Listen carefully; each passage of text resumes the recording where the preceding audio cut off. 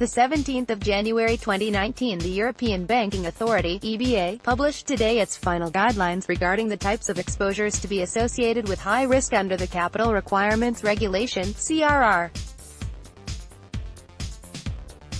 Through these guidelines, the EBA aims not only to enable a higher degree of comparability in terms of current practices in identifying exposures associated with high risk, but also to facilitate the transition to the upcoming regulatory revisions, in noting that the forthcoming implementation of the revised Basel standards will only apply as of 2022. The guidelines consist of two sections.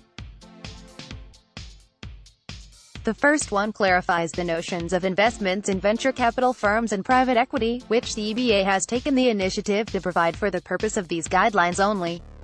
This step was triggered by the lack of guidance available to the public on these notions and because definitions are deemed necessary to ensure harmonization on the types of exposures that are considered as investments in venture capital firms and private equity.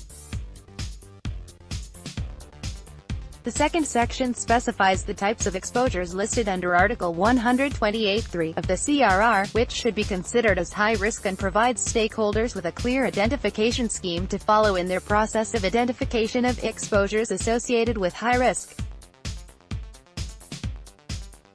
This guidance will encourage institutions to single out and specify those individual exposures that carry a high risk of loss as items of particularly high risk and therefore, structurally different from common exposures of the same original asset class.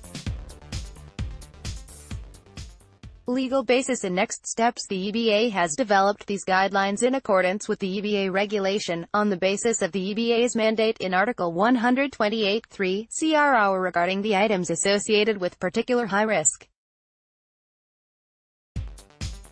The guidelines should be implemented by the 1st of July 2019.